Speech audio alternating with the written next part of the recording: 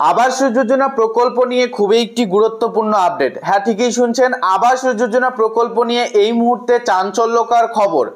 2.5 লক্ষ উপভোক্তার নাম আবাসের তালিকা থেকে বাতিল করে দেওয়া হলো।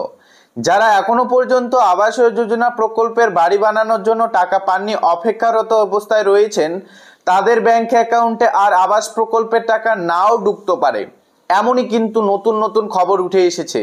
কি কারণে এই 2.5 লক্ষ উপভোক্তার নাম ইতিমধ্যেই বাদ দিয়ে দেওয়া হলো, এর মূল কারণ কি রয়েছে, কারা কেন আর টাকা পাবে না, আপনি যদি এখনো পর্যন্ত বাংলার বাড়ির টাকা না পেয়ে থাকেন সেক্ষেত্রে আপনি কি টাকা পাবেন কি পাবেন না, এ নিয়ে কি নতুন আপডেট দেওয়া হয়েছে সরকারের তরফে, মূলত আজকে এই ভিডিওতেই আপনারা জানতে পারবেন।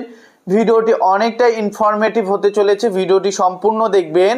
আর আপনি যদি চ্যানেলে নতুন এসে থাকেন তাহলে চ্যানেলটিকে সাবস্ক্রাইব করতে একদমই ভুলবেন না। আচ্ছা, অন স্ক্রিন দেখুন, এই আপডেটে বলা রয়েছে আবাস যোজনার চূড়ান্ত তালিকা থেকে প্রায় 2,500 মানুষের নাম বাদ দিতে হলো প্রশাসনকে। কেন বাদ দিতে হলো? বিডিওদের নেতৃত্বে থাকা সরকারি টিমের রিপোর্টের ভিত্তিতে এই নাম বাদ গিয়েছে। ঘর পাবার অযোগ্য প্রভাবশালী এসব উপভোক্তাদের নাম কিভাবে চূড়ান্ত তালিকায় উঠল তা নিয়ে প্রশ্ন উঠতে শুরু হয়েছে। দেখুন, এই আপডেটে কিন্তু স্পষ্ট ভাষায় উল্লেখ করা হয়েছে। একই সঙ্গে অস্তিত্ব বেড়েছে প্রশাসনের। কোচবিহারের অতিরিক্ত জেলা শাসক পঞ্চায়েত সৌমিত দত্ত জানিয়েছেন, বেশ কিছু অভিযোগের ভিত্তিতে নতুন করে একটি সার্ভে করা হয়েছে, তাতে 2000-এরও বেশি নাম বাদ গিয়েছে। কোচবিহার জেলায় গত বছরে 25শে নভেম্বর আবাস যোজনা সার্ভের কাজ শুরু হয়। সরকারি কর্মীদের নিয়ে প্রায় কিন্তু 1200টি টিম নামানো হয়েছে।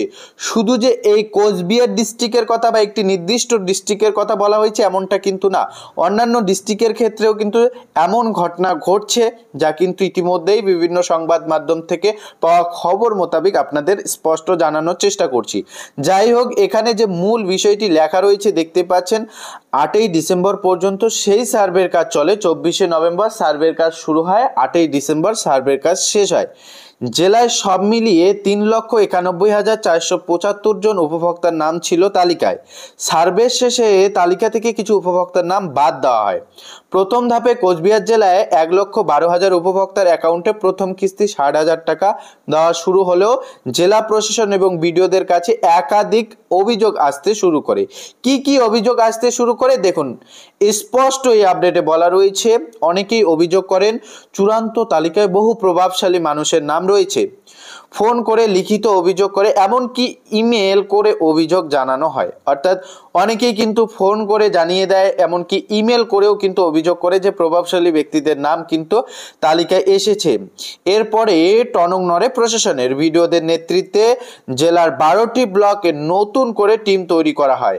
সেই টিমের একটি রিপোর্ট জমা পড়েছে প্রশাসনের কাছে। রিপোর্টে প্রায় 2,500 উপভোক্তার খোঁজ মিলে যায় যাদের ঘর পাওয়ার কথাই নয়। প্রশ্ন উঠেছে, কোচবিহার জেলায় 1 মাস ধরে 1000-এরও বেশি সরকারি টিম নামিয়ে যে সার্ভে করা হয়েছিল তাতে কেন এত গলদ ছিল?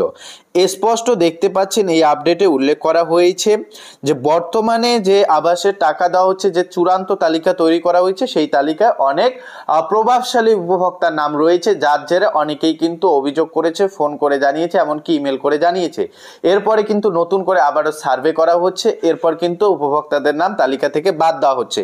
তাহলে বুঝতেই পারছেন কোন কোন উপভোক্তাদের নাম তালিকা থেকে বাদ দেওয়া হচ্ছে। শুধু একটি ডিস্ট্রিক্টের ক্ষেত্রে এমনটা না, প্রায় কিন্তু পশ্চিমবঙ্গের একাধিক ডিস্ট্রিক্টে এমন ঘটনা ঘটছে। তো যাই হোক, দৈনিক যে আপডেটগুলি উঠে আসে বিভিন্ন সংবাদ মাধ্যম থেকে, যে আপডেটগুলি পাওয়া যায় সেগুলি কিন্তু আপনাদের সামনে উপস্থাপন করছি।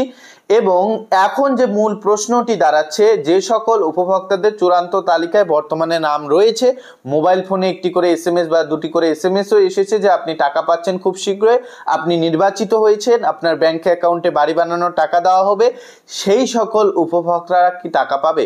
তো দেখুন, আপনাদের জানিয়ে দিচ্ছে, আপনি যদি যোগ্য হয়ে থাকেন, আপনার যদি বাড়ির প্রয়োজন হয়ে থাকে, তাহলে আপনি কিন্তু নিশ্চিন্ত থাকতে পারেন আপনার ব্যাংক অ্যাকাউন্টে টাকা ঢুকবে। যদি আপনি কোনো কারণে অযোগ্য হয়ে থাকেন সেক্ষেত্রে কিন্তু আপনার ব্যাংক অ্যাকাউন্টে টাকা নাও ঢুকতে পারে। কাজে আপনাকে বিবেচনা করে নিতে হবে এই বিষয়টি। যাই হোক, ইতিমধ্যে যে আপডেটগুলি উঠে এসেছে সেটাই কিন্তু আপনাদের সঙ্গে শেয়ার করছি। আপডেট ভালো লাগলে অবশ্যই চ্যানেলটিকে সাবস্ক্রাইব করে ভিডিওটিতে লাইক করে রাখবেন। আপনি টাকা পেয়েছেন কিনা কমেন্ট বক্সে জানাবেন। আপনি কোন ডিস্ট্রিক্ট থেকে ভিডিওটি দেখছেন কমেন্ট বক্সে জানাতে